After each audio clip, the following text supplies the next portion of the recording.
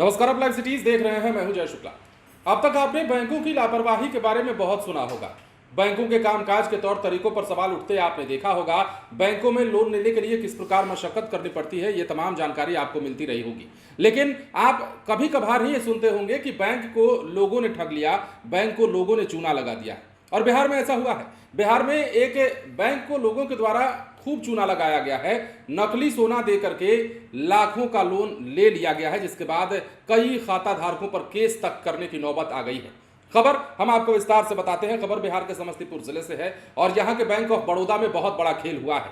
क्या खेल हुआ है? ताजपुर रोड स्थित शाखा से गोल्ड लोन स्कीम के तहत 25 लोगों ने नकली सोना गिरवी रखकर 56,89,000 रुपए का लोन ले लिया।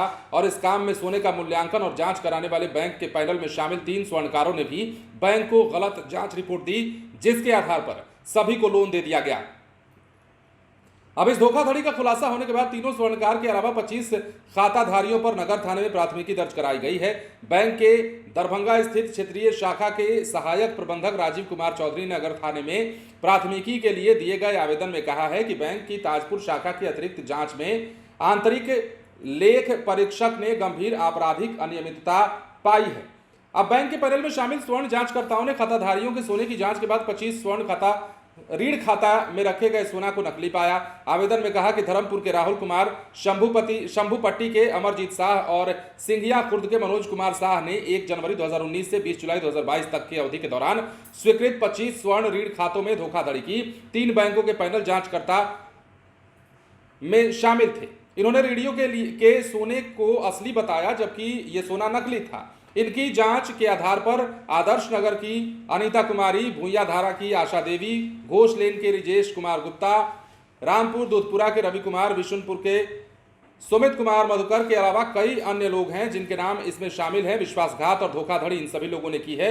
लंबी फहरिस्त है। इस संबंध में नगर थाना अध्यक्ष आशुतोष कुमार ने बताया कि मामले की जांच शुरू कर दी गई है और इस मामले को कहां से शुरू किया गया और इस मामले की तह कहां तक है, इन तमाम चीजों पर हम जब तक जांच नहीं कर लेंगे कुछ भी फाइनली नहीं कह सकते हैं। और पुलिस अब इस मामले को गंभीरता से ले रही है। इस मामले में जांच की जा रही है। अब समझिए, 55 लाख से ज्यादा का लोन नकली सोना रख करके, नकली सोना दिखा करके बिहार के बैंक में ये धोखाधड़ी बड़ा धोखाधड़ी है। और ये धोखाधड़ी किसी एक के बस की बात नहीं, इसमें कई लोगों की मिली भगत की खबर है। इसमें स्वर्णकारों की मिली भगत है। इसमें जिन्होंने लोन लिया उनकी तो खैर मंशा ही यही थी कि हमें नकली सोना देकर लोन लेना है, तो इन लोगों के खिलाफ प्राथमिकी दर्ज कराई गई है।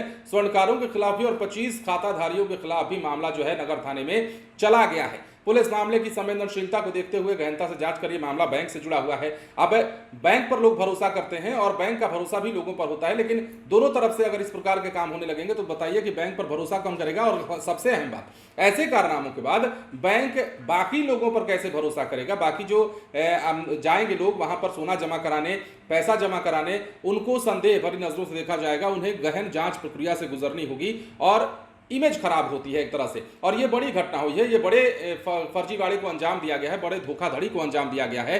बिहार के समस्तीपुर में ताजपुर के शाखा बैंक ऑफ बड़ौदा के शाखा में से लोन लिया गया। गोल्ड लोन के स्कीम के तहत नकली सोना दिखा करके असली पैसा लिया गया और असली नकली के इस खेल में अब पुलिस की एंट्री हो चुकी है। आवेदन दे दिया गया है, मामला दर्ज करा दिया गया है खाताधारियों के खिलाफ।